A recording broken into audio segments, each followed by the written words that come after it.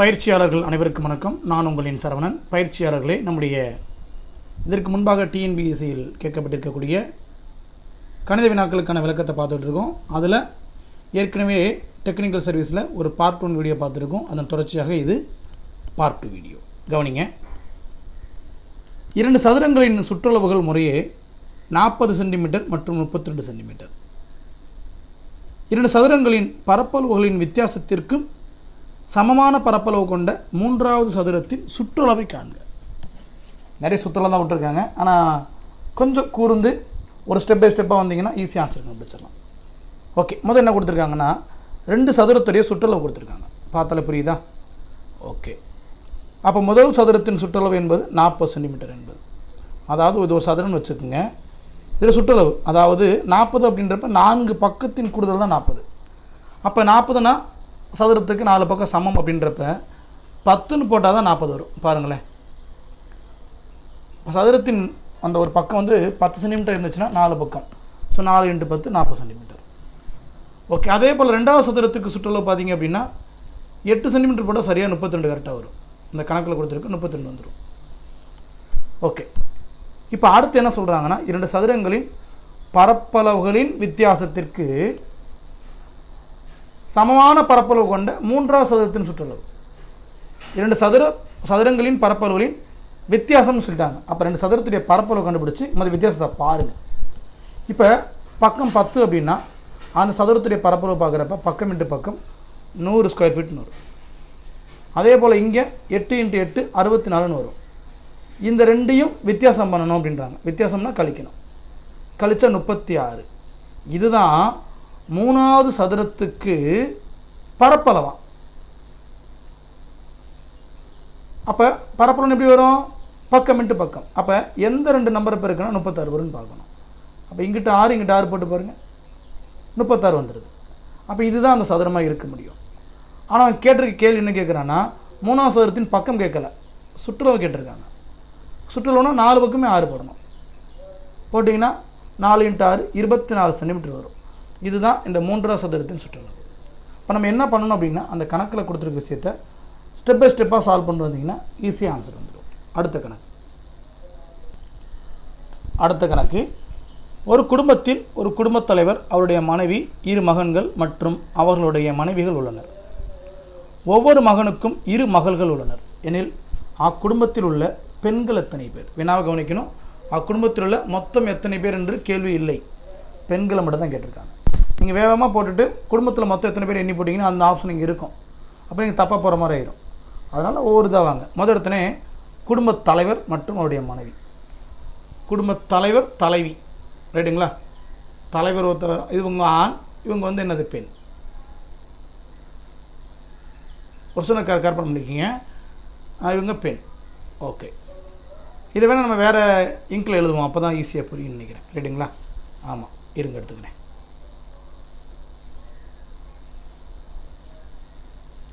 Okay, இவங்க பெண் round பண்ணி வச்சிட்டேன் ஒருத்தவங்க. இவங்க என்ன சொல்கிறாங்க அப்படின்னா அடுத்த ஸ்டெப்பில் 2 மகன்கள் மற்றும் அவருடைய மனைவிகள் இருக்கிறார்கள். இந்த 2 ஜோடி, இவங்களுக்கு 2 பசங்க. எத்தனை பேர்? 2 பசங்க. அந்த 2 பசங்களுக்கு 2 மனைவி. ஒவ்வொருத்தருக்கு 2 மனைவி இல்லை, ஒரு பையனுக்கு ஒரு மனைவி, 2 பெண்ணுக்கு 2 மனைவி. அப்போ அவங்க 2 பெண்கள் வந்துடும். கரெக்டாக? நீங்கள் பெண்கள் மட்டும் மைண்டில் வச்சுட்டா போதும். அடுத்து ஒவ்வொரு மகனுக்கும் 2 மகள்கள் இருக்காங்க. இவங்களுக்கு 2 மகள்கள். அப்போ ஏறக்குறைய பார்த்தீங்க அப்படின்னா இவருக்கு 2 மக, இவருக்கு 2 மக. புரியுதுங்களா? ஓகே, எனில் அக்குடும்பத்தில் மொத்தம் எத்தனை பெண்கள் இருக்கிறார்கள்? இதுதான் கேள்வி. அவ்வளோதான், முடிச்சிட்டோம். இப்போ நான் எழுதுனா திரும்ப ஒரு முறை சொல்லி கேட்டுக்கங்க, தப்பிடாமல் இருக்கிறதுக்கு. ஒரு தலைவன் ஒரு தலைவி இருக்காங்க. அந்த தலைவி பெண்ணு. ஓகே, இப்போ இந்த தலைவன் தலைவிக்கு 2 மகன்கள். 2 மகன்கள் நமக்கு தேவையில்லை. அந்த 2 மகன்களுக்கு ஆளுக்கு ஒரு மனைவி. எத்தனை மனைவி? ஆளுக்கு ஒரு மனைவி. அப்படின்றப்ப அவங்க 2 பேருமே பெண்கள் தான். அப்போ அந்த ஒவ்வொரு மனைவிக்கும் இந்த 1 1ன்னு போட்டு வச்சுருக்கோம். ரைட். இப்போ அந்த ஜோடிக்கு பார்த்தீங்கன்னா 2 மகள்கள். அப்போ இந்த ஜோடிக்கு 2 மகள், இந்த ஜோடிக்கு 2 மகள். அதை கீழே போட்டாச்சு. இப்போ கூட்டி பாருங்கள், இவங்க 2 பேர் 2 1 3, இவங்க 2 1 3, 6 பேர். இங்கே ஒரு பாட்டி ஒருத்தவங்க, மொத்தம் 7 பேர். புரியுதுங்களா? அப்போ பாட்டி ஒருத்தவங்க, 2 மருமகள், 4 பேத்தி. ஸோ டோட்டலாக பார்த்தீங்கன்னா 7 பேர் வருவாங்க. ரைட்டுங்களா? So option 7 is the answer. அடுத்த கணக்கு x² + 4y² is equal to 4xy எனில் x y என்பது. இந்த மாதிரி கணக்குகளுக்கு ஃபார்முலாவெல்லாம் வராமல் டைரெக்டாக ஆப்ஷன்லேருந்து போயிருங்க, சரியாக ஆன்சர் வந்துடும். எப்படின்னா அந்த ஒவ்வொரு ரேஷியோ கொடுத்துருக்காங்க இல்லையா? ஃபார் எக்ஸாம்பிள் மொதல் ரேஷியோ இருக்குது, 1:2 இருக்குது. அப்போ என்ன அர்த்தம் அப்படின்னா எக்ஸை வந்து ஒய்ன்னு வச்சுக்கோங்க, ஒய்யை வந்து 2ன்னு வச்சுக்கோங்க. வச்சு அதை அப்ளை பண்ணுங்கள். இதில் அப்ளை பண்ணிங்கன்னா இது வரணும். வந்துருச்சுன்னா பதில் முடிஞ்சிச்சு. வரலன்னா அடுத்த ஸ்டெப்பு போயிடணும். அது ரொம்ப ஈஸி. ஏன்னா அங்கே தானே இருக்குது. வினாவில் இருந்தே பதில் கண்டுபிடிக்கிறது இன்னும் நமக்கு என்னது நேரம் மிச்சமாகும். கவனிங்களேன். இப்போ x² அப்படின்றப்ப நீங்கள் எக்ஸை 1ன்னு எடுத்தீங்க அப்படின்னா 1² 1 தான் வரும். 4y² அப்படின்னு இருக்காங்க. y 2ன்னு எடுத்திங்கன்னா y² 4, 4 × 4 16ன்னு வரும். ஓகேங்களா? அப்போ மொத்தமாக கூட்டி பார்த்தீங்கன்னா 17ன்னு வருது. ஓகே, ஈக்குவல் போட்டுங்க. அதே இங்கேயும் அப்ளை பண்ணுங்கள். 4 × 1 × 2 2 8 தான் வருது. 17 8 1 இல்லை. அப்போ ஏ ஆப்ஷன் வராது. அடுத்து பி ஆப்ஷனுக்கு வந்துடுங்க. பி ஆப்ஷன் 2:1 வருது. அப்போ எக்ஸுக்கு என்ன பண்ணுறீங்க அப்படின்னா 2² போடுறீங்க. ஸோ 2² போட்டால் எவ்வளோ வரும்? 4ன்னு வரும். போட்டு வச்சுருங்க. அடுத்து 4y². ஒய்க்கு எவ்வளோ போகிறீங்க? 1 தான் போகிறீங்க. அப்போ 1² 1 தான். 1 × 4 4. அப்போ இங்கே 4ன்னு வரும். அப்போ 4 + 4 எவ்வளோப்பா? 8ன்னு வருது லெஃப்ட் ஹேண்ட் சைடு. அடுத்து ரைட் ஹேண்ட் சைடு வாங்க. 4xy. இப்போ எக்ஸ் எவ்வளோ வச்சிங்க? 2ன்னு வச்சோம். ஒய் எவ்வளோ வச்சிங்க? 1ன்னு வச்சோம். இது பெருக்குங்க. பெருக்குனிங்கன்னா 4 2 8. அப்போ 8 = 8 வந்துருச்சா?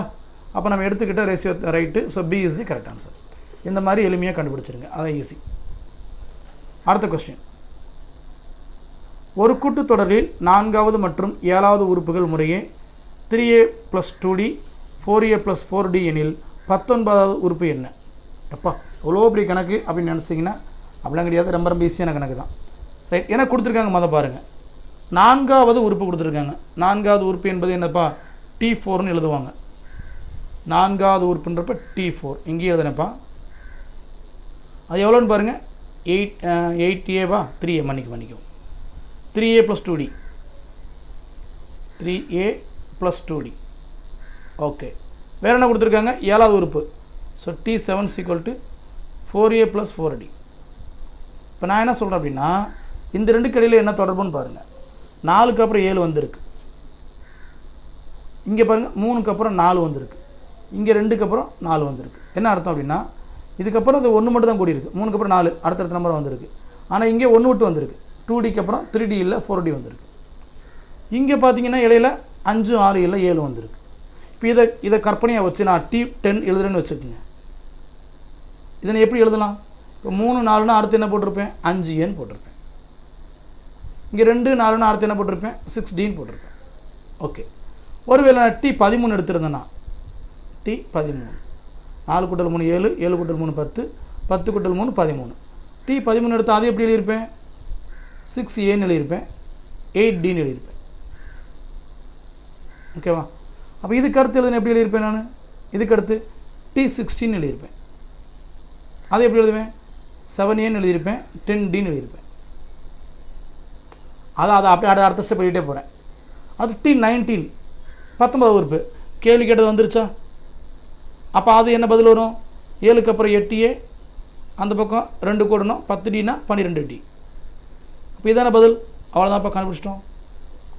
8a + 12d ஆப்ஷனில் இருக்கான்னு பாருங்கள். இருக்குது. அதான் கரெக்ட் ஆன்சர். கண்டிப்பாக அவங்க கொடுத்துருக்க வினாவில் இருந்து ஏதாவது ஒரு குழு இருக்கும். ஏன்னா அது நமக்கு தெரியும் இல்லையாவா? கூட்டுத்தொடர் என்பப்போ ஈக்குவலாக தான் ஒவ்வொன்றா கூட்டிகிட்டே போகும். அங்கே என்ன கூடுதுன்னு பார்த்துக்கிட்டு அதை அடுத்தடுத்த கோவைக்கு நான் அப்ளை பண்ணேன். கரெக்டாக ஆன்சர் வந்துருச்சு. ரைட்டுங்களா? இந்த மாதிரி ட்ரை பண்ணுங்கள். அடுத்த கொஸ்டின். ஹோம் என்பது IQPI என எழுதப்பட்டால் ஆசிட் என்பது எவ்வாறு எழுதப்படும்? நம்ம வழக்கம் போல் நான் சில உங்கள் ஐடியா கொடுத்துருப்பேன் இல்லையா? ரீசனிங் டாபிக் இருக்கிறப்ப எப்படி அந்த EZTன்ற ஃபார்முலா எழுதிக்கிங்க. EZT home. இங்கே பாருங்கள். ஹோம் இது இங்கே எழுதிட்டேன். கீழே IQPI அது இங்கே கீழே எழுதிக்கிங்க. கேள்வி ஆசிட்ன்றது அது கீழே எழுதிக்கிங்க. இருக்கட்டும். இப்போ அதில் கொடுத்துருக்க நம்பர் டக்கு டக்குன்னு கண்டுபிடிங்களேன். ஹெச் எத்தனை நம்பர்? இதை எப்படி கண்டுபிடிக்கிறது? அந்த EZT ஈனா 5, ஜேனா 10, ஓனா 15, டீனா 20, ஒய்னா 25வது எழுத்து. இப்போ அதை வச்சு பார்க்குறப்ப ஹெச் எத்தனாவது எழுத்து? இஎஃப் ஜிஹெச் 8வது எழுத்து. கரெக்டாக போட்டுக்கங்க. ஓ எத்தனாவது எழுத்து? இங்கே இருக்குது பாருங்கள், 15வது எழுத்து. எம் எத்தனாவது எழுத்துன்னு பார்த்தீங்க அப்படின்னா 13வது எழுத்தா? எஸ். இ என்பது இங்கேயே இருக்குது, 5வது எழுத்து. ஓகே, இப்போ இதுக்கும் அடுத்த நம்பருக்கு என்ன தொடர்புன்னு பார்க்கலாமா? ஐ, ஹெச்சுக்கு அடுத்த எழுத்தை கொடுத்துருக்காங்க, ஐ. ஓகே, அப்புறம் பார்த்தீங்கன்னா கியூ. கியூ என்பது எத்தனை எழுத்து? 17வது எழுத்து. இப்போ மேலே 15, கீழே 17, இடையில ஒன்று மட்டும் தான் விட்டுருக்காங்க. அடுத்து மேலே எம்மு, கீழே பி, இது 16வது எழுத்து. இதுலேயும் பார்த்தீங்கன்னா ஒரு 2 நம்பர் விட்டுருக்காங்க. அடுத்து மேலே இ, கீழே ஐ.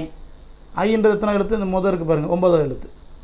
அப்போ இது பார்க்குறப்ப 9, 17, 16, 9. இருங்க, நான் கொஞ்சம் நீட்டாக எழுதுகிறேன் தெரியறதுக்கு. 16. இந்த நம்பர் மட்டும் பாருங்கப்பா, இந்த நம்பர் மட்டும் பாருங்கள். 8, 15, 13, 15. இங்கே 9, 17, 16, 9. இப்போ 8க்கு அப்புறம் 9 கொடுத்துருக்காங்க. 15க்கு அப்புறம் இடையில ஒரு எழுத்து விட்டுட்டு அதுக்கு அடுத்த எழுத்து எழுதியிருக்காங்க. 13க்கு அப்புறம் 2 எழுத்து விட்டுட்டு அடுத்து 16 எழுதியிருக்காங்க. 5க்கு அப்புறம் 6, 7, 8 3 இதை விட்டுட்டு எழுதியிருக்காங்க. இது வந்து பார்த்து எப்படி தெரியுது அப்படின்னா, முதல் 2 இந்த நம்பர் மட்டும் தனியாக எழுதட்டுமா? 8, 15, 13, 5, 9, 17, 6, 9. ஒரு நிமிஷம் இருங்க. 8, 15, 13, 5, கீழே 9, 17, 16, 9. இப்போ பாருங்களேன், இதுக்கடையில் வித்தியாசமே இல்லை. இதுக்கடையில் பார்த்தா ஒரு வித்தியாசம் இருக்குது, இதுக்கடையில் 2 வித்தியாசம் இருக்குது, இதுக்கடையில் 3 வித்தியாசம் இருக்குது. பாருங்கள், வரிசையாக போதா? இப்போ இதை வச்சுக்கிட்டு நீங்கள் ஆசிட்ன்றதுக்கு நீங்கள் எழுதணும். எழுதிடலாமே. எப்படி? ஆசிட் மொதத்துக்கு வித்தியாசமே இல்லாத அடுத்த எழுத்து இருக்கணும். என்ன 0 வரணும் இல்லையா? அப்போ ஏக்கு அப்புறம் பி போட்டுக்கங்க. இங்கே ஒரு வித்தியாசம் இருக்கணும். சிக்கு அப்புறம் டி எழுதக்கூடாது, இ எழுதணும். அடுத்தல 2 டிஃப்ரென்ஸ் இருக்கணும். அப்போ ஐ இருக்குன்னா ஜேகே எழுதக்கூடாது, எல் எழுதணும். அடுத்தல 3 டிஃப்ரென்ஸ் இருக்கணும். அப்போ டி டிக்கு அப்புறமா இ, ஏபிசிடி, இஎஃப், ஜி எழுதக்கூடாது, ஹெச் எழுதணும். அப்போ பெல் ஹெச்னு எழுதுனா அந்த முறைப்படி எழுதிட்டோன்னு அர்த்தம். பெல் ஹெச் ஆப்ஷனில் இருக்கான்னு பாருங்கள், இருக்குது. C is the correct answer. That's all. அடுத்த கொஸ்டின். ஒரு பகடை உருட்டப்படும் போது 6ஐ விட பெரிய எண் கிடைப்பதற்கான நிகழ்தகவு என்ன? When a die is rolled, find the probability to get the number which is greater than 6. எங்கள் மொத்தமே பகடையில் இருக்கிறது 6 பக்கம் தாங்க. அது ஒரு பகடையினர் சொல்லிட்டாங்க. அப்படின்றப்ப 6 விட பெரிய நம்பர் எப்படி கிடைக்கும்? கிடைக்காதல்லவா? சான்ஸே இல்லை. அப்போ இது வந்து ஒரு கற்பனை கேட்டாத விஷயம். அப்போ அந்த வாய்ப்பு இருக்க வாய்ப்பே இல்லை. அப்போ அது 0 தான். சும்மா நம்ம குழப்பறதுக்கு அப்படி கேட்டு வச்சுருக்காங்க. ரைட்டுங்களா? So answer 0. அடுத்த கணக்கு. ஏ என்பவர் பி என்பவரை காட்டிலும் 2 மடங்கு வேகமாக வேலை செய்பவர். மேலும் ஏ என்பவர் சி என்பவரை காட்டிலும் 3 மடங்கு வேகமாக வேலை செய்பவர். ஏ ஒரு வேலையை ஏபி இருவரும் சேர்ந்து 10 நாட்களில் முடிப்பார். 10 முடிப்பார் எனில் அதே வேலையை சி மட்டும் எத்தனை நாட்களில் முடிப்பார்? கொஞ்சம் சவாலான கொஸ்டின் தான். கொஞ்சம் யோசிச்சிங்கன்னா கண்டுபிடிச்சிடலாம். நோட் பண்ணுங்கள். இந்த கணக்கு எப்படி சால்வ் பண்ணுறேன் பாருங்கள். இந்த கணக்கில் என்ன பண்ணோம்னா, அந்த ஒருத்தரை காட்டில் இன்னொருத்தரை விட இத்தனை மடங்கு அதிகம் வேலை செய்கிறாங்கன்னு சொல்கிறாங்க இல்லையா, அந்த விஷயத்தை ரேஷியோவாக மாற்றணும். எப்படி சார்? இங்கே பாருங்களேன். ஏ என்பவர் பி என்பவரை காட்டிலும் 2 மடங்கு வேகமாக வேலை செய்பவர். ஏன்றவர் பீன்றவரை காட்டிலும், நல்லா கவனிக்கணும், பி என்பவரை காட்டிலும் 2 மடங்கு வேலை செய்பவர். அப்போ யார் அதிகமாக வேலை பார்க்குறாங்க அப்படின்னு பார்த்தீங்கன்னா இவர் தான்.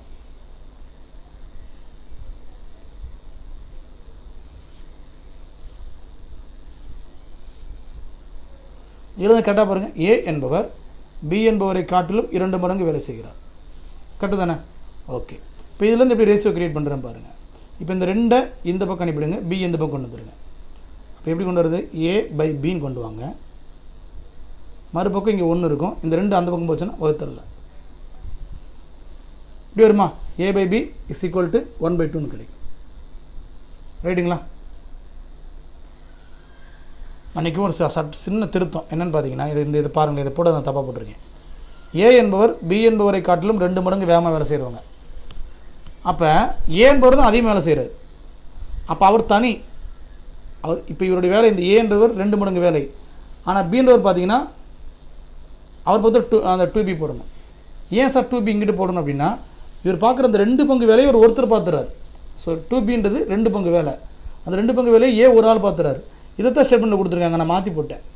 ஏ என்பவர் பி என்பவரை காட்டிலும் 2 மடங்கு வேலை செய்பவர்.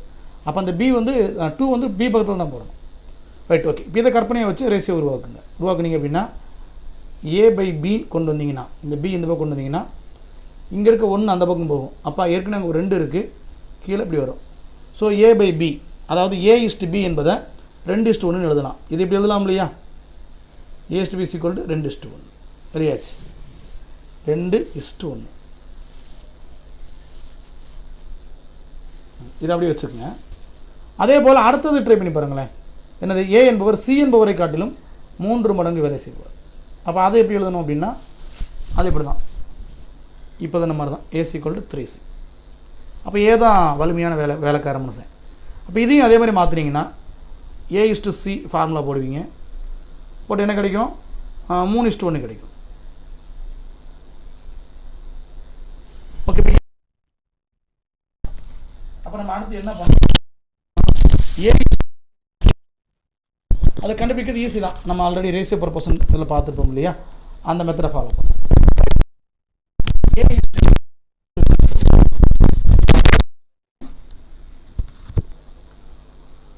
பொதுவாக இந்த மாதிரி எழுதுகிற அடுத்து என்ன பண்ணுவோம்? ABCன்னு இப்படி போட்டுக்குவோம். போட்டுட்டு A/B மதிப்பு என்ன போடுவோம் அப்படின்னா 2:1 போட்டுக்குவோம்.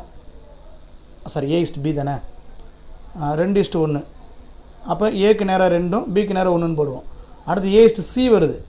அப்போ இங்கே 3 இங்கே 1 இப்படி தள்ளித்தள்ளிலாம் போட முடியாது, தொடர்ச்சியாக தான் போடணும். இப்போ தொடர்ச்சியாக போகிறதுக்கு நான் சொல்கிற மாதிரி ஐடியா ட்ரை பண்ணி பாருங்கள், ஈஸியாக போடலாம். அதாவது ரெண்டுலேயுமே காமனாக இருக்க எழுத்து எதுன்னு பாருங்கள். ஏ இருக்கா, அதை நடுவில் விட்டுருங்க. அப்படின்னா தப்பலாமல் வரும். இந்த ஒன்று தான் நீங்கள் கண்டுபிடிக்க வேண்டிய விஷயம். அதாவது இந்த மாதிரி ஒன்றை விட்டு அடுத்த நாள் பக்கத்திலே போட்டணும். அதை இந்த 2 எழுதலாம், அல்லது இந்த 2 எழுதலாம், அல்லது இந்த 2 எழுதலாம். ஆனால் ஒன்றை விட்டுட்டு அடுத்த நம்பர் எழுத முடியாது. எழுதிங்கன்னா அப்படி பார்த்தீங்கன்னா கணக்கு தப்பாக தான் வரும். அதை சரி பண்ணுறதுக்கு என்ன ஐடியான்னு பார்த்தீங்கன்னா, எந்த 2 எழுத்து காமனாக இருக்கோ அதை நடுவில் கொடுத்துருங்க. கொடுத்துட்டு இப்போ ரேஷியோ மாற்றி போடுங்க. எப்படின்னு பாருங்கள். இப்போ A/Bன்றதை B/Aன்னு போடுங்க. போட்டால் 1:2 வருமா? இப்போ பாருங்கள், அடுத்தடுத்த நம்பர் எழுதிட்டோமா? இதை பாருங்கள், A/C இது 3:1. இதையும் அடுத்தடுத்த நம்பர் எழுதிடலாம். அடுத்தடுத்த நம்பரை தான் எழுதணும் இந்த ரேஷியோ, அந்த கணக்கு சால்வ் பண்ணுறதுக்கு. இந்த மாதிரி கேப் விட்டு எழுதக்கூடாது. கேப் விட்டு எழுதுனா தப்பாக போயிடும். ஓகே, இப்போ பாருங்கள். அடுத்து என்ன பண்ணுவீங்க? இந்த 2க்கு பக்கத்தில் அதே 2 போட்டுருவோம். இந்த 3க்கு பக்கத்தில் அதே 3 போட்டுருவோம். போட்டு பெருக்கி எழுதுங்க. 1 3 3, 3 2 6, 1 2 2, 3 6 2ன்னு வருது. கூட்டினா மொத்தம் 9 பங்குகள். கூட்டினா எத்தனை? 9 பங்குகள். ரைட்டுங்களா? இதை மைண்டில் வச்சுக்கல. 3 6 2 மொத்தம் 9 பங்குகள். இப்போ அடுத்து என்ன ஸ்டேட்மெண்ட் கொடுத்துருக்காங்கன்னா, AB 2 பேர் சேர்ந்து மட்டுமே 10 நாள் வேலை பார்க்குறாங்க. AB 2 பேர் சேர்ந்து, அதாவது இவ்வளோ பங்கு வேலை. AB தானே, 3 1 6 1, 3 1 6 1, இந்த 2 பங்கு சேர்ந்து பார்க்குற வேலை 10 நாள். மொத்தம் எத்தனை பங்கு வேலை பார்த்துருப்பாங்க? இந்த ரேஷியோ பிரகாரம் 3 கூட்டல் 6 மொத்தம் ஒரு 9 பங்குன்னு வச்சுக்கோங்க. 9 பங்கு வேலை பார்த்துருக்காங்க 10 நாளில். அப்போ மொத்தமாக எத்தனை பங்குகள் வேலை பார்த்தாங்க அப்படின்னா, அங்கே 10 இருக்குது, இங்கே 9 இருக்குது. அப்போ என்ன பண்ணணும்னா பெருக்கிக்கணும். புரியுதுங்களா? இந்த 2 பேர் சேர்ந்து 10 நாள் வேலை செஞ்சுருக்காங்கப்பா. எத்தனை பங்கு வேலை செஞ்சுருக்காங்கன்னு கண்டுபிடிக்கிறது தான் இந்த இவ்வளோ நேரம் கண்டுபிடிச்சிருக்கோம். அப்போ இங்கே AB 3 கூட்டல் 6 9, அங்கே ஒரு 10, 90 நாள். 90 பங்கு, மன்னிக்கும், 90 நாள் இல்லை, 90 பங்கு வேலை பண்ணியிருக்காங்க. ஓகே. பட் நமக்கு கேள்வி என்ன அப்படின்னு பார்த்தீங்கன்னா, சி மட்டும் பார்த்த வேலை தான் கேள்வி. சி மட்டும் பார்த்தது. இப்போ சி மட்டும் பார்த்து எப்படி சார் பார்க்குறதுனா, சி மட்டும் ரேஷியோ என்னது? 3:6:2. கரெக்டாக?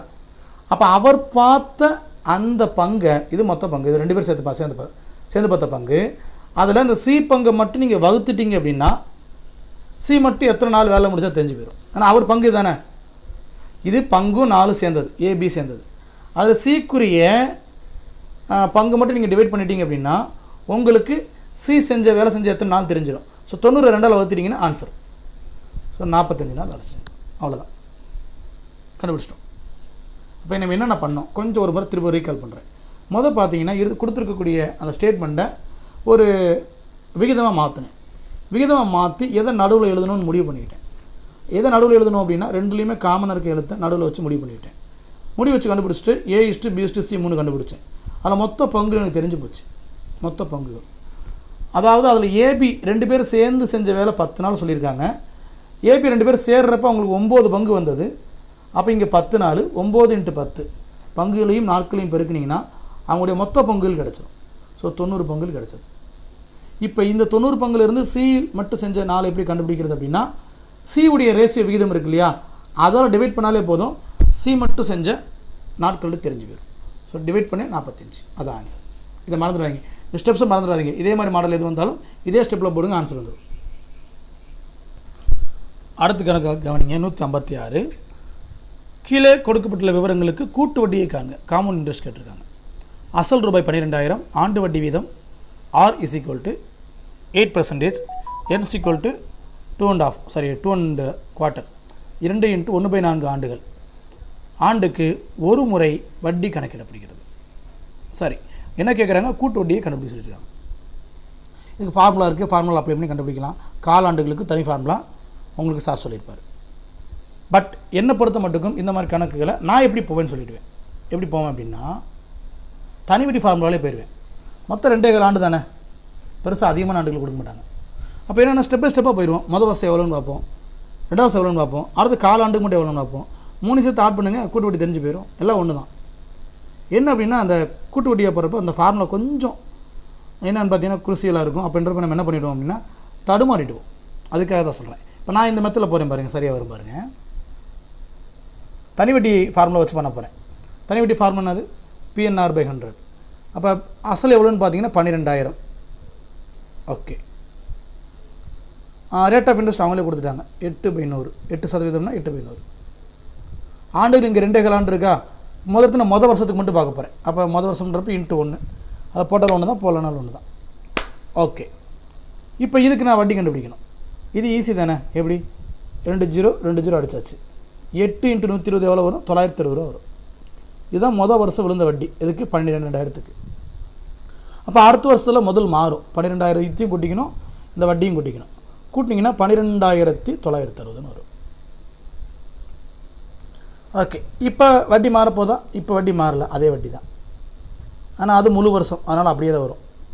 8/100 வரும். இப்போ இந்த வட்டி கண்டுபிடிங்க. டெசிமல் வந்தால் வரட்டும். ஏன்னா இங்கே ஆப்ஷனே பாருங்கள், டெசிமலில் கொடுத்துருக்காங்க. இப்போ இந்த ஒரு 0 இந்த ஒரு 0 அடிச்சிட்டேன். 4 2 8 I 2 10 அடிச்சிட்டேன். அடுத்து வேறு எதாவது அடிக்க முடியுமா? முடியாது. வழக்கம் போல் 1296ஐயும் 4ஐயும் பெருக்குங்க. பெருக்குன்னு எவ்வளோ வரும்னா 5184 வரும். பெருக்கி பார்த்துக்குங்க. அதை வகுத்தல் 5. பெரிய கஷ்டமான கணக்கு, ஈஸி தான். பாருங்கள் எப்படி வகுக்கிறது? 5 மேலே 5, ஸோ ஓர் 5 5. அடுத்ததில் வகுப்படாது, 0 போட்டுக்கணும். அடுத்து 18 3 5 15, மீதி 3 3 பக்கத்தில் 4 34. அப்போ 6 5 30, மீதி 4 4 பக்கத்தில் 0, ரைட்டா? திரும்பவும் 8 5 40. அப்படியே டெசிமலில் அப்படி போய்ட்டே இருக்கும். இப்படி போய்ட்டே இருக்கும். 1036 ரூபா 80 பைசா வருது வட்டி. பரவாயில்ல, 2 வருஷத்துக்கு கண்டுபிடிச்சிட்டோம். நமக்கு 2.5 வருஷத்துக்கு வேணும். பரவாயில்ல. இப்போ அந்த 2 வருஷத்துக்கு முடிஞ்சதுக்கப்புறமா இப்போ முதல்ல எவ்வளோ இருக்கும் அப்படின்னா, இந்த 12,960ஐயும் இந்த 1036 80 பைசாவும் கூட்டணும். 12,960 இது அசல், இது வட்டி. 2 கூட்டுங்க, எவ்வளோ கிடைக்கும்? 13,996 ரூபா 80 காசு. கூட்டி பாருங்கள், கரெக்டாக? எஸ். அப்போ 13,996 ரூபா 80 காசு. இப்போ 8/100 போட்டுறக்கூடாது. ஏன்? காலாண்டு மட்டும் பார்க்கணும். ஒரு முழு ஆண்டுக்கு 8%, அப்போ அரை ஆண்டுக்கு 4%, அப்போ காலாண்டுக்கு அதில் பாதி, ஸோ 2% வரும். அதை மட்டும் போடுங்க, அவ்வளோதான் பதில். இது எப்படி சார் அடிக்க முடியுமா? அடிக்கலாம். 1 2 2 52 100. அப்போ இந்த நம்பர் டிவைட் பண்ணாலே போதும். பார்க்குறதுக்கு பெருசு இதாக இருக்குன்னு பயப்பட வேண்டாம். அது ஈஸியான நம்பர் தான். இல்லை அப்படியே தெரியலனாலும் மேலேயும் கீழே 100ஆல் பெருக்கிடுங்க. இந்த 80 பைசா மாறிடும். மேலே 100ஆல் பெருக்குனா அது முழு நம்பராக மாறிடும். கீழே 100ஆல் பெருக்குனா 5000 மாறிடும். அப்போ எப்படி வரும்? 13,996 80ன்னு முழுசாக மாறிடும். கீழே 5000 வரும். கரெக்டாக? இந்த 0 அடிச்சிருங்க. இப்போ அடித்து பாருங்கள், ஈஸியாக இருக்கும். நல்லா 2ஆம் வாய்ப்பாடு 5ஆம் வாய்ப்பாடு இப்படி அடிச்சிங்கன்னா எவ்வளோ வரும்னா 2276 வரும். பொறுமையாக அடித்து பாருங்கள். ஆனால் அடித்து பார்க்குறதுல நம்ம சொல்லிக் கொடுத்தா நல்லா இருக்காது. முதல்ல 2வது பல் அடிங்க, அப்புறம் 5வது பல் அடிங்க, சரியாக வரும். அப்போ 2276 ரூபா வரும். ஓகே, இந்த வேல்யூ ஒட்டி அங்கே எதாவது இருக்கான்னு பாருங்கள். 2276 இங்கே இருக்குது பாருங்கள். கொஞ்சம் டெசிமல் வேல்யூ வரும், அது கண்டுக்காதீங்க. ஆனால் கரெக்டாக நம்ம ரவுண்டட் வேல்யூ வந்துருச்சு பாருங்கள், பதில் வந்துருச்சு. இந்த மாதிரி 3 ஸ்டெப்பெல்லாம் கூட கண்டுபிடிக்கலாம். தனிவிட்டின்றப்ப ஈஸியாக போட்டுருவோம் இல்லையா. என்ன நமக்கு என்ன தெரியும்னா காலாண்டுக்கு 2% தெரியும், அவ்வளோதான். அடுத்த கணக்கு, ஆண்டு ஒன்றிற்கு 20% தனி வட்டி விதத்தில் எத்தனை ஆண்டுகளில் தொகை 2 மடங்காகும்? In how many years will be sum of money double itself at 20% per annum simple interest? இது ஈஸியான கேள்வி தான். ஆனால் எவ்வளோன்னு அசல் சொல்லலையே சார். எவ்வளோன்னு சொல்லலைன்னா அது வந்து 100 தான், நம்ம 100ன்னு வச்சுக்கோம். எத்தனை % வட்டி? 20% வட்டின்றாங்க. எத்தனை ஆண்டுகள் கொடுக்கல, அதை எக்ஸ்னே வச்சுக்கோங்க. நம்பர் ஆஃப் இயர்ஸ் கொடுக்கல, அதை எக்ஸ்னே வச்சுக்கோங்க. 2 மடங்காகும்ன்றாங்க. 100 ரூபா போட்டால் 200 ரூபாய் மாறும். அதனால் ஈக்குவல் 200 போட்டக்கூடாது. அசல் 100 ரூபா, வட்டி 100 ரூபா, அப்போ தான் 2 மடங்கு. இங்கே 100 போடணும், 200 போட்டுறாதீங்க. ஓகே, இப்போ எக்ஸ் கண்டுபிடிச்சிங்கன்னா இந்த கேள்விக்கு பதில் என்ன பண்ணலாம்? ஒரு 0 அடிச்சிருங்க. இங்கே ஒரு 0 அடிச்சிருங்க. பெருக்கிறீங்க, 2 20. ஸோ 20x வரும். 20x = 100. அப்போ எக்ஸ் வேல்யூ வரணும் அப்படின்னா 100/20 அப்படிங்க. 0 1 2 2 10. அப்போ 5 ஆண்டுகளில் 2 மடங்காகும். இருக்காம பாருங்கள், 5 ஆண்டுகளில் 2 மடங்காகும். பி தான் ஆன்சர். ஒரே ஸ்டெப்பில் ஆன்சர் கரெக்டாக அப்ளை பண்ண போதும், ஆன்சர் வந்துடும். அடுத்த கணக்கு கவனிங்க.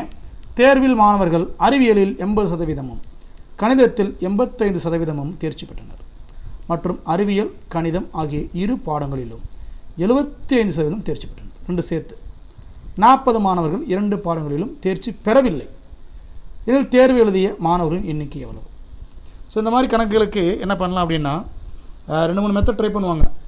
2-3 மெத்தட் இருக்குது. இதில் பேசாமல் இந்த வெண்படம் வரைஞ்சிட்டிங்கன்னா ஈஸி. இங்கே பாருங்கள், வெண்படம் எப்படி வரையுதுன்னு பாருங்கள். அறிவியல், கணிதம் 2 பாடத்தை தான் மீன் பண்ணுறாங்க. இப்போ இது அறிவியல்னு வச்சுக்கோங்க, கொஞ்சம் பெரிய படம் மாறிடுறேன். இது அறிவியல்னு வச்சுக்கோங்க. அறிவியலில் 80% பேர் பாஸ் பண்ணிட்டாங்க. கணிதத்தில் 85% பாஸ் பண்ணிட்டாங்க. 2லையும் சேர்த்து ஒரு 75%. அப்போ இப்படி போட்டுக்கணும். அப்போ கணக்கில் 85%, 2லையும் சேர்த்து 75%. இவங்கெல்லாம் பாஸ் ஆனவங்க, ரைட்டுங்களா? இப்போ அடுத்து என்ன கேட்குறாங்க அப்படின்னா 40 மாணவர்கள் 2 பாடங்களிலும் தேர்ச்சி பெறவில்லை அப்படின்றாங்க. இப்போ மொத்த மாணவர்கள் நல்லா கேட்டுங்க. இப்போ இந்த வெண்படத்துக்குள்ளே இருக்கிறவங்க எல்லாமே பாஸ் பண்ணவங்க. அப்போ வெளியில் இருக்கிறவங்க பாஸ் பண்ணாதவங்க. அப்போ 40 மாணவர்கள் 2 பாடங்களிலும் தேர்ச்சி பெறவில்லைன்னு வச்சுக்கோங்க, ரைட்டுங்களா? ஓகே, இப்போ இதில் இருந்து தேர்வு எழுதிய மாணவர்கள் எண்ணிக்கை எப்படி கண்டுபிடிக்கிறது? ரொம்ப எளிமையான ஸ்டெப்பு தான். என்னென்னு பாருங்களேன். இப்போ கொஞ்சம் கற்பனை பண்ணி பாருங்கள். இவங்க அறிவியலில் பாஸ் ஆனவங்கப்பா, இவங்க கணக்கில் பாஸ் ஆனவங்க. இதில் 2 பேரில் காமனாக பாஸ் ஆனவங்க. இப்போ இந்த அறிவியலில் பாஸ் ஆனவங்களிலிருந்து இந்த நம்முடைய 2 படத்தில் பாஸ் ஆனவங்களை கழிச்சிங்கன்னா ஃபெயில் ஆனவங்களுடைய பெர்சன்டேஜ் தெரிஞ்சிடுமா அறிவியலில்? அப்போ 80-75 போனால் எவ்வளோப்பா? 5. இங்கே எழுதிக்கிங்க, 5 1. அதே நேரத்தில் இதை பாருங்கள். Sorry no. அதாவது 80% என்பது அறிவியலில் பாஸ் ஆனவங்க, 70% என்பது 2 படத்தில் பாஸ் ஆனவங்க. அந்த 80லேருந்து 75 கழிச்சிட்டிங்கன்னா அறிவியலில் மட்டும் பாஸ் ஆனவங்க 5 பேர். புரியுதுங்களா? ஓகே, 2லையும் சேர்த்து பாஸ் ஆனவங்க 75 பேர், மைண்டில் வச்சுக்கோங்க. அதே மாதிரி கணக்கில் மட்டும் பாஸ் ஆனவங்க அதே மாதிரி 85லேருந்து 75 கழிச்சிங்கன்னா அதில் ஒரு 10 பேர் இருப்பாங்க. சுருக்கமாக இந்த 5 பேர் தான் அறிவியலில் பாஸ் பண்ணியிருப்பாங்க, 10 பேர் தான் பார்த்தீங்கன்னா கணக்கில் பாஸ் பண்ணியிருப்பாங்க. ஸோ 2ல் சேர்த்து பாஸ் பண்ணவங்க 75 பேர்னு வச்சுக்கோங்க. அப்போ டோட்டலாக கூட்டி பார்த்தீங்கன்னா எவ்வளோ வரும்? ஒரு 90 வரும். 90 பேர் பாஸ் அப்படின்னா 90%, 90 பேர் இல்லை 90%. 90% பாஸ்னா எத்தனை சதவீதம் ஃபெயில்ப்பா? 10% ஃபெயில். கரெக்டாக? 10% யார் ஃபெயில்? அந்த 10% ஃபெயில் பார்த்தீங்கன்னா எத்தனை பேரா? 40 பேர். 10% ஃபெயில் 40 பேர். அப்போ 100%. இப்போ 100% மாற்றினீங்கன்னா அந்த தேர்வு எழுதிய மாணவர்களுக்கு தெரிஞ்சிடும். 10 40னா 100 எவ்வளோ வரும்? 400. அவ்வளோதான், பதில் முடிஞ்சு. நம்ம மாணவர்களுக்கு இன்னும் கொஞ்சம் குழப்பமாக இருக்கும். பரவாயில்ல, இன்னும் ஒரு முறை மட்டும் சொல்கிறேன், தப்பு கிடையாது. 2 வெண்படத்தை வரையணுப்பா. இதில் வந்து அறிவியலில் மட்டும் பாஸ் ஆனவங்க பெர்சன்டேஜ் 80%. இவங்க கணக்கில் மட்டும் பாஸ் ஆனவங்க எவ்வளோன்னு பார்த்தீங்க அப்படின்னா 75%. சாரி 85%, மன்னிக்கும். ரெண்டுலேயும் பாஸ் ஆனவங்க 75%. இப்போ நான் என்ன பண்ண போகிறேன் அப்படின்னா, இது அறிவியலில் 80% மொத்தமாக கொடுத்துருக்காங்க. அறிவியலில் மட்டும் பாஸ் ஆனவங்க எத்தனை பேர் பார்க்கணும் அப்படின்னா, இந்த 2 படத்தில் பாஸ் ஆனவங்களிலிருந்து அறிவியலில் பாஸ் ஆனவங்களுடைய பெர்சன்டேஜ் கழிச்சா போதும். கழிச்சா எவ்வளோ கிடைக்கும்? 5ன்னு கிடைக்கும். இது ஒரு சதவீதம். 2 படத்தில் பாஸ் ஆனவங்க 75%. அதேமாதிரி இந்த 2 கழிச்சிங்கன்னா 85 75 கழிச்சிங்கன்னா ஒரு 10%. அப்போ 90% 7 பேர் பாஸ். அதாவது அறிவியலில் பாஸ் ஆனவங்க, கணக்கில் பாஸ் ஆனவங்க, 2 படத்தில் பாஸ் ஆனவங்க இப்போலாம் பார்த்தீங்கன்னா 90% பாஸ் ஆகிட்டாங்க. அப்போ 10% ஃபெயில் ஆகிட்டாங்க. அந்த 10% ஃபெயில் ஆனவங்க 40 பேர். அப்போ 100% பார்த்தீங்கன்னா தேர்வு எழுதிய மாணவர்கள் எண்ணிக்கை தெரிஞ்சிடும். அப்போ 40 × 10 400. இப்படி தான் கண்டுபிடிக்கும். ரைட்டுங்களா? இன்னும் சில மெத்தட்லாம் சில இதில் பயன்படுத்துவாங்க. உங்களுக்கு எது ஷார்ட்டாக இருக்கோ அதை பயன்படுத்திங்க. இது கொஞ்சம் எளிமையான மெத்தட். அடுத்த கொஸ்டின் வித்தியாசமான கணக்கு. கீழே கொடுக்கப்பட்டுள்ள 4 இலக்க எண்களை ஒவ்வொன்றையும் இறங்கு வரிசையில் அமைத்து அதில் எந்த எண் மிகப்பெரிய 4 இலக்க எண் ஆகும். ஒவ்வொரு நம்பரையும் என்ன பண்ணுறாங்கன்னா முதல் ஆர்டர் பண்ணிவிடுங்க. பண்ணிவிட்டு இறங்கு வரிசை எழுதுங்கன்றாங்க. இப்போ 1089 இருக்குது. தனித்தனி நம்பராக பாருங்கள். 1089 இறங்கு வரிசை எழுதணும்னா எப்படி எழுதுவீங்க? 9 8 1 0. இந்த நம்பர் தான் இப்படி மாறி இருக்கு. ஒவ்வொரு நம்பரையும் பார்த்து அப்போ இந்த நம்பர் எப்படி மாறும்? முதல் 9, அடுத்து 8, அடுத்து 7 6. கரெக்டாக? அடுத்து இந்த நம்பர் எப்படி மாறும்? 9 9 5 1ன்னு மாறும். இந்த நம்பர் 9 9 4 2ன்னு மாறும். இப்போ இதில் எதுப்பா பெரிய நம்பர் பார்த்தீங்கன்னா 99 ஆரம்பிக்கிற நம்பர் தான் பெரிய நம்பர். அதில் 2 நம்பர் இருக்குது. இது 51, இது 42. அப்போ இதுதான் பெருசு. இந்த நம்பர் தான் மிகப்பெரிய 4 இலக்க எண். 99 51 என்பது 3வது இருக்கக்கூடிய இது. இந்த 999 எங்கே இருக்குன்னு பாருங்கள், சியில் இருக்குது. அப்போ சி தான் பதில். ஈஸியான கணக்கு தான், கொஞ்சம் கவனமாக போடணும். நம்மளுக்கு கஷ்டமான கணக்கெலாம் செஞ்சுட்டு ஈஸியான கணக்கு தான் தப்பி விடுவாங்க. 2 வட்டங்களில் ஒரே அளவு கொண்ட வில்லை நீளங்கள் 60 டிகிரி மற்றும் 75 டிகிரி மைய கோணங்களாக தாங்கும்போது அவ்விரு வட்டங்களுக்கான ஆரம்ப விகிதம் என்ன? இந்த வட்ட வில்லுன்னு வந்துட்டாலே ஒரு ஷார்ட்கட் சொல்லித்தரேன், மைண்டில் வச்சுக்கோங்க. ஏன் எதற்கு எப்படிலாம் கேட்கக்கூடாது. இதுதான் ஷார்ட்கட். 2 வட்டங்களின் ஒரே அளவு கொண்ட வில்லு நீளங்கள் வந்துட்டு 2 டிகிரி கொடுத்தாங்க அப்படின்னா அந்த 2 டிகிரியும் உல்ட்டாவாக திருப்பி போட்டுக்குங்க. எப்படி? 60 75ன்றதை 75 60ன்னு போட்டுக்குங்க. சரிங்க சார். போட்டு என்ன சார் பண்ணணும் அப்படின்னா அப்படியே அடிச்சிருங்க. எப்படி? 4 15 60, 5 15 75, 5:4. இதுதான் அந்த 2 வட்டத்துக்கான ஆரம் விகிதம். வட்டத்துடைய வெள்ளி நீளங்களை டிகிரியில் கொடுத்துட்டு வட்டங்களுக்கான ஆரங்கள் விகிதம் கொடுத்தாங்கன்னா அந்த வெள்ளி நீளங்களுக்கு 2 டிகிரி கொடுத்துருக்காங்க இல்லையா, அதை அப்படியே திருப்பி எழுதிக்கிட்டு அதை ஏதாவது ஒரு காமன் நம்பரால் அடிக்க முடிஞ்சால் அடிச்சிருங்க. அடிச்சிட்டிங்கன்னா அதுதான் பதில். ரைட்டுங்களா? இப்போ ஆரங்களின் விகிதம் பார்த்தீங்கன்னா 5:4. ஆப்ஷன் இருக்குங்க பாருங்கள், இருக்குது. இது ஷார்ட்கட், மைண்டில் வச்சுங்க போதும். ரொம்ப இதில் ஆராய்ச்சியில் பண்ணாதீங்க. அடுத்தடுத்த இரட்டை எண்களின் மீ வா. ஆல்ரெடி உங்களுக்கு இந்த பகடை கணக்கு நடத்துகிறப்பே சொல்லியிருக்கேன். உங்களுக்கு இந்த கணக்கு 2 அடுத்தடுத்த இரட்டை எண்களின் மீ போவா. ஃபார் எக்ஸாம்பிள் பாருங்கள், நம்மளை ஒன்று எடுத்துக்குவோம். அடுத்தது நம்பர் 3,4ன்னு வச்சுக்கோங்க. இதுக்கு மீ போவா எப்படி பார்ப்பீங்க? 2க்கும் காமனாக டிவைட் ஆகிற நம்பர் எதுவுமே இருக்காது. அப்போ 1ன்னு போடுவோம். 1 தான் மீ போவா. இன்னொன்று எடுத்து பாருங்கள், ஏதாச்சும் வேறு எக்ஸாம்பிள். 7,8 இருங்க. அதுவும் அப்படி தான் காமனாக அடிப்படாது. அடுத்தடுத்த நம்பர் அப்படின்றப்ப அது 1 தான் மீ போவா. இப்போ நீங்கள் எத்தனை நம்பர் அடுத்தடுத்த நம்பர் எடுத்தாலும் அதோடைய மீ போவா எவ்வளோ இருக்கும் அப்படின்னா கண்டிப்பாக எதுதான் இருக்கும்? 1 இருக்கும். அடுத்தடுத்த நம்பராக இருந்தால். இங்கே அப்படி கேட்கல, அடுத்தடுத்த இரட்டை எண்கள்னு கேட்குறாங்க. அது ஒரு கணக்கு தான், அது நடத்திட்டு அப்படியே அது மைண்டில் வச்சுக்கோங்க. அடுத்த நம்பராக இருந்தால் 1, பட் இரட்டை எண்ணாக இருந்தால் என்ன பண்ணுறது? அடுத்தடுத்த இரட்டை எண்கள். பாருங்களேன், 2,4 2ஆல் அடிப்பீங்க. 2 2 2 4 மீப்போவா 2. வேறு நம்பர் எதை எடுத்து பாருங்களேன். எப்படி? வேறு ஏதாவது கொஞ்சம் பெரிய நம்பரை கூட எடுப்போம். 10,12 2ஆல் தான் அடிப்பீங்க. 2 10 6 12 மீப்போவா 2 தான்.